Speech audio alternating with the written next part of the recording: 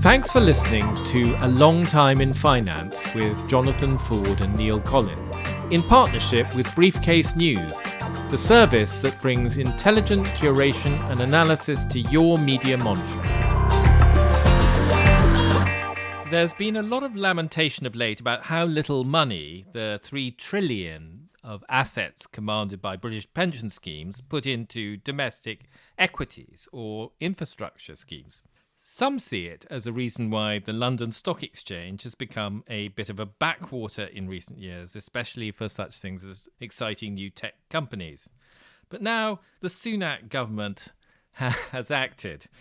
In a speech on Monday, the Chancellor, Jeremy Hunt, proposed a series of reforms that he said would channel money from pension funds into UK assets. And they included an agreement with the UK's defined contribution schemes, that's where you just get out what you put in, plus the investment return, to put 5% of their assets into unlisted equities over time. He also announced consultation on the local government pension scheme, a big defined benefit scheme, which means you get a proportion of your final salary, to put 10% of its assets into private equity, and also plans to introduce a new super fund to consolidate the UK's 5,000 defined benefit schemes into larger entities. Hunt talks about all this freeing up at least $75 billion for high-tech investment, and also, he suggests, will help to improve outcomes for pensioners. But is he right? We're joined by John Ralfe, consultant and pensions expert, to talk about these things. So, John, welcome. Thank you, Jonathan. First of all, do you think this package will actually change anything at all? Well, I spent yesterday downloading all the dozen documents that the government produced, and it really is a laundry list. It's anything that has the word pensions in, they've done a paper on. The most important of the dozen or so papers, as you've mentioned, is this idea that defined contribution pensions, where there is no guarantee, the individual puts a percentage of their salary away each month, and that's topped up by the employer, that a proportion of that 5% should be included, vested in what's rather mysteriously called productive assets. And productive assets, for these purposes, mainly means private equity. You've been talking about the lack of investment in public UK equities. What the government are talking about is putting that into private equity, not necessarily private equity in the UK, of course, and also in infrastructure. So I'm not convinced that the government's intention is to revive the stock market. There's been lots of moaning. There have been lots of people saying that UK pension schemes have somehow let the UK economy down. But I think that the main part of it is to invest in so-called productive assets. Having worked my way through those dozen or so suggestions, there are some things that are highly technical and I don't have any views on them. There are some that might work and there are some that definitely won't work. Is there a definition of a productive asset in this glorious mishmash of papers? There isn't. I think productive assets should be in inverted commas, and it's basically anything that the government thinks is a jolly good idea. That's ominous, I must say. If they think it's a good idea, it almost certainly is going to lose money. You might say that, Neil. I couldn't possibly comment. Do you think that there is any sense in the government setting objectives and rules for pension funds or encouraging them down certain paths of investment at all? Do you think that they should simply stow it and allow the pension schemes to do their best to fulfill the large amount of legislation which surrounds their activity? Yeah, I mean, I would be very, very wary about the government mandating asset allocation. And in all fairness, this isn't what they're doing. Even so-called nudges, certainly a bit more than nudges, kick in the backside, is not something that the government should be trying to do. It's not only something that the government shouldn't be trying to do, it's actually probably legally impossible to do, given the fiduciary duties that trustees have. So speaking as an amateur, if you like, nothing to do with pensions, I think the government should be creating an underlying economic framework which makes the UK an attractive place to invest. And that might be UK pension schemes or it might be overseas pension schemes, overseas investors, rather than implicitly twisting people's arms. So broadly speaking, I think the government should be staying well out of it. Well, I agree entirely with that. Do you think the 5% will actually make any difference in practice? Because it's extraordinary how the labels on some of these investments can be changed to fit the current fashion. And quite a lot of the investments that these large investors have will already fit that 5% target. So they can carry on doing exactly what they currently do. I think that is absolutely right. And there is no definition of what exactly is it that people are being encouraged to invest in. The local government pension scheme, and that's for the UK as a whole, that's about £500 billion. That includes Scotland, which isn't included in this consultation. They already have something like 5% invested in private equities. There's no breakdown given as to how much of that is in the UK and how much of that is overseas. So for all we know, the 5% private equity is all in the US, which doesn't do the UK a fat lot of good. What they are being encouraged to do is to go from 5% to 10%. And that's quite a lot of money. And as a general thing, I just don't believe that the UK is short of money. It's short of good ideas. It's not short of money. I think there's a shortage of underlying good investments. So the idea that private equity has been a magic formula and is going to be a magic formula on a much, much bigger scale, I just don't believe. I think I would agree entirely with that. And most proper analyses of private equity over the last couple of decades do bear out your contention that it's mostly gearing and very low interest rates. And as we can see at the moment, playing out with the great Thames Water saga, which, of course, if a bunch of pension fund managers had been encouraged to put their cash into that, no doubt they would be squeaking very loudly to the government for a bailout now, on the grounds that they wouldn't have done it if they hadn't been told they had to. You will know that Absolutely. the second and third largest shareholders in Thames Water are USS and British Telecom Pension Scheme. Government guarantee for the latter one. Do you think, John, that there's anything in the idea that there should be some sort of incentive to invest in the UK rather than overseas? Perhaps some reduced tax breaks for foreign holdings rather than the complete tax breaks for UK holdings. Do you think there's anything in that, or it's just another distortion? I mean, you've just got to be very careful about what is a carrot and what is a stick and what are the unintended consequences. I noticed, Neil, you phrased that very carefully. And I think what you were suggesting was that there should be a bit of a stick. So in other words, if you choose to invest overseas, you get a lower tax break, rather than saying if you choose to invest in the UK, you get a higher tax break. The government clearly provides all sorts of incentives to people to invest in all sorts of different ways. My personal view is that those tax incentives to invest should not be given to investors like you or me who are just buying shares. They should be given to people who are actually putting boots on the ground and money into the economy. So I think my answer to your question is, of course, the government should be encouraging investment, but it should be encouraging direct investment. This super deduction that's been introduced in the last couple of years that runs for the next 3 years, it should be given directly to companies who are expanding their own businesses, not to investors. What are they doing? All they're doing is buying shares in companies. Okay, so that's against giving a higher incentive to people to put money into the UK. But what about the old stick? That doesn't affect direct investment. It says to them, look, if you want to invest overseas, you may get a lower tax break than you would do if you were investing a little bit more in the UK. Yeah, but that's incredibly parochial and sort of the Little Englander. And it almost takes you back.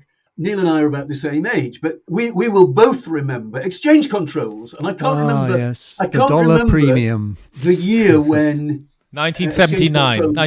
Well, I can tell you, if there had still been exchange controls, for good or ill, we wouldn't have had Big Bang, and we wouldn't have had London being a major financial centre for the last 40 years, which it has been. But can I turn away from this parochial discussion to broaden it out to this question, which people do come back to again and again, which is the question of whether we should be worried about the fact that pension schemes in the UK have a relatively low exposure to equities and whether it would be better if it was higher. Now, the number that's often chucked about is that UK pension funds only invest 27% of their assets in equities. That's obviously global and UK. We're not just talking about UK here.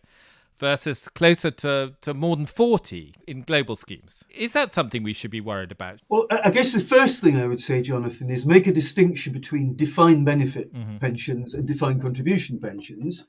Defined benefit pensions are a promise made by the company to provide its former employees with a pension from a certain date until they die and their spouses, increased in line with inflation.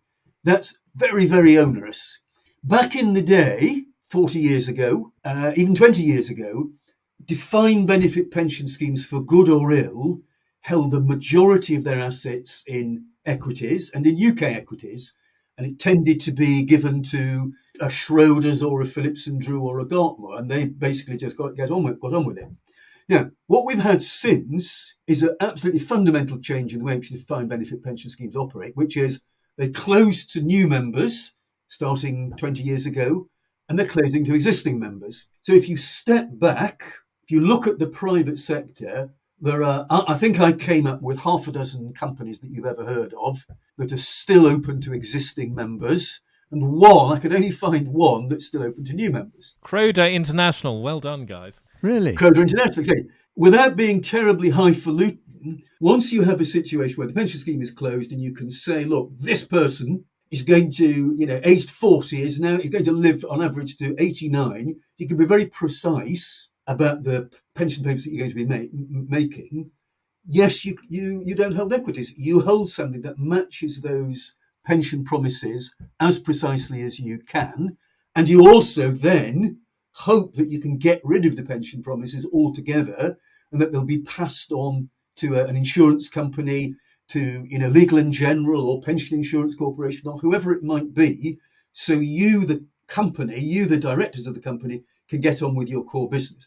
So the big thing that's happened in the last 20 years is pension schemes have closed. Yeah. And in the Netherlands, of course... Well, they haven't closed. Closed. Exactly. All pension schemes are open. Not only are they open, they're compulsory. Yeah. You then step back and say, okay, the percentage of equities that pension scheme that I'm making the decisions for, percentage of equities has shrunk dramatically. What is the percentage of the world stock market represented by the UK? 4%, 5%. Yeah. The US is 60 or 70%.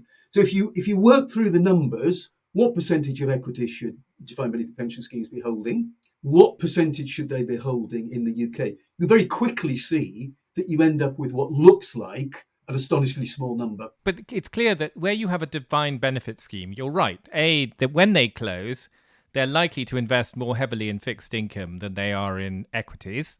They can see, the maturity of the people they have to pay out till the scheme finally disappears altogether.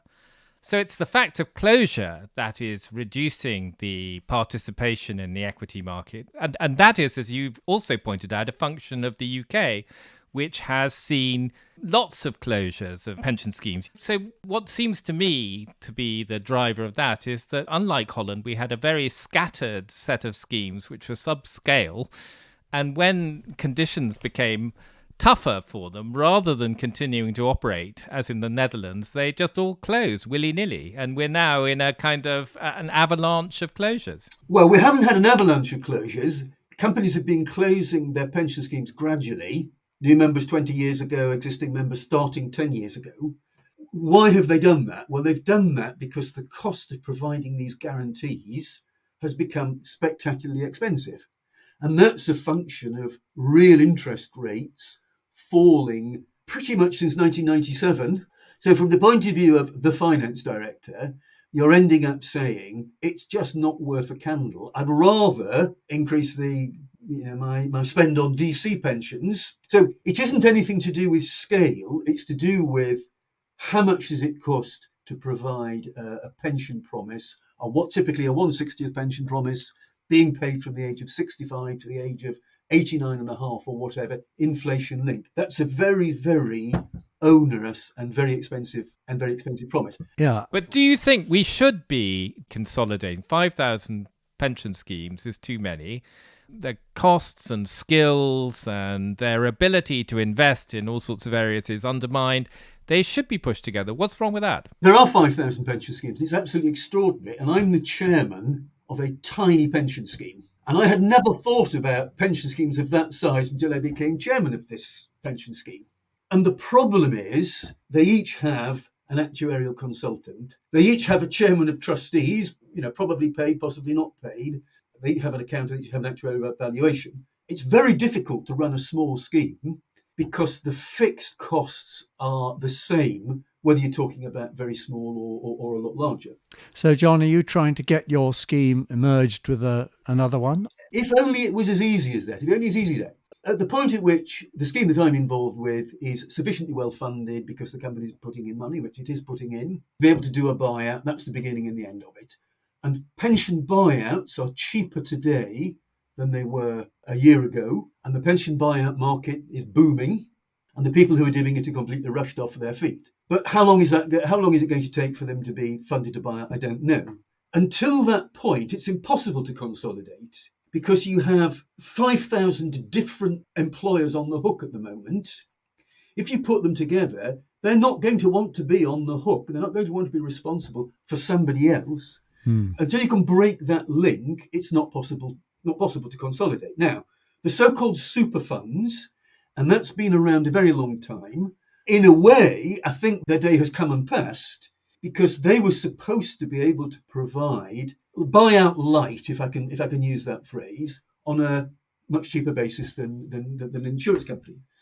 But what we've seen over the last year, again, I'm repeating myself, is buyout costs have come down. Why would you want to go to a super fund when in a lot of cases you can go straight to an insurance company? You don't have to have a debate or falling out with the trustees who are saying, well, hang on a minute. At the moment we have you, the company, on the hook, and we know you, the company. What you're telling us that who is on the hook? Well, it's this funny company that's owned by private equity, for example. Who on earth are they? You'd rather go to Legal and General. Well, you definitely would if you can afford it. And now it is more affordable. Everybody knows Legal and General, and they're properly regulated. So I think the super fund consolidation, I don't want to say it's dead in the water, but we haven't had any deals. There is one entity which has received authorization or approval or whatever you call it from the pension regulator, and that's it. I think when the history comes to be written, super funds are going to be a footnote. More generally, is there anything in the proposals that you think actually make things better rather than worse? Yes. Oh, good. And that is to do with local government pension scheme. Local government pension scheme is legally one scheme, but for historic reasons, it's split into almost 100 funds in England, Wales, Northern Ireland and Scotland.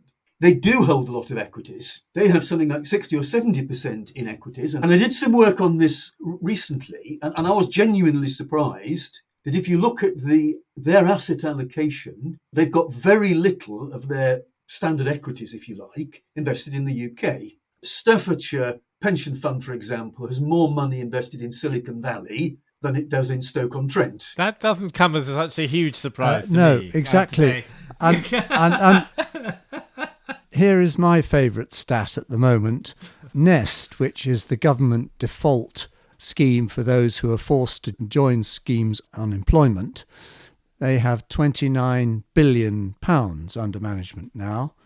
They have three main schemes, and there is not a single UK equity in any of the top 10 holdings in any of those schemes. As far as the local government pension scheme is concerned, however it happens, and in a way I don't care how it happens, those pension schemes, and they're large individually, should be bringing a small amount of money. It doesn't need to be the whole lot, a small amount of money back from the US into the UK. They should be investing locally, and at the margin, that will make a difference to what's happening in local economies, and it will help the levelling up.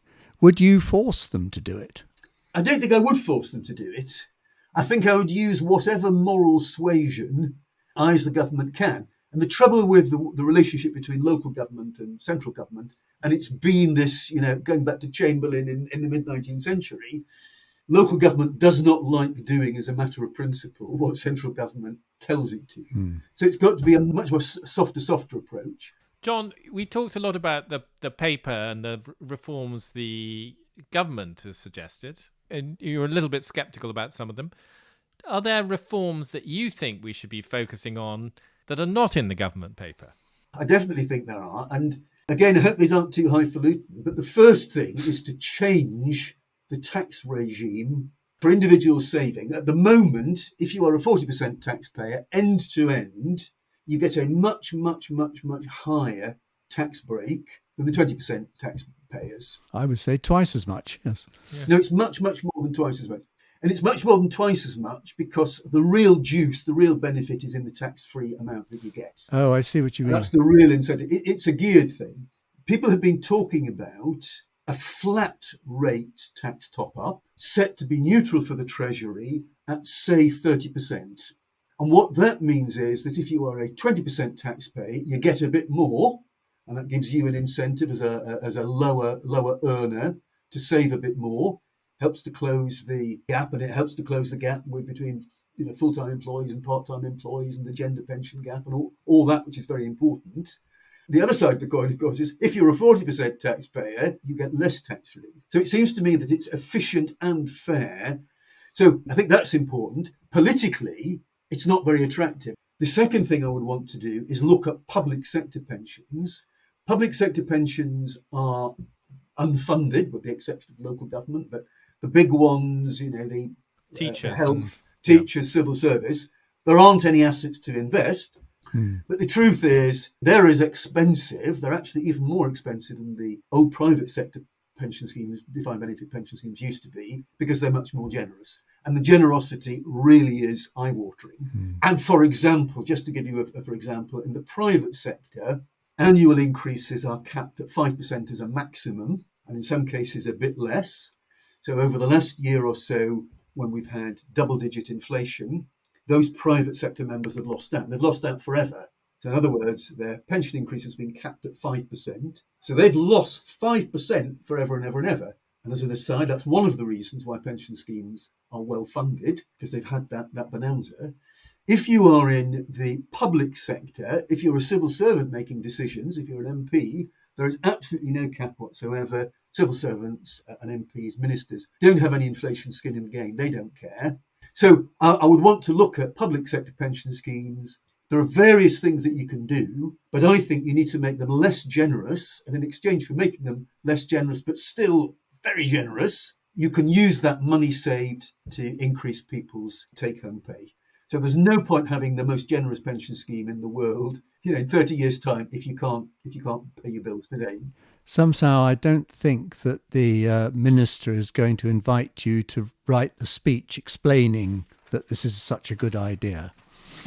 Well, it is a good idea. Of course it's a good idea. No, but it's a good idea. That's why Neil thinks it will never happen. No, but it's a good idea for people who are working in the NHS or teachers to be able to choose. Choice is always a good thing. Would you rather have a higher wage today and a less generous pension in the future? Still pretty generous. You probably end up with half your average salary.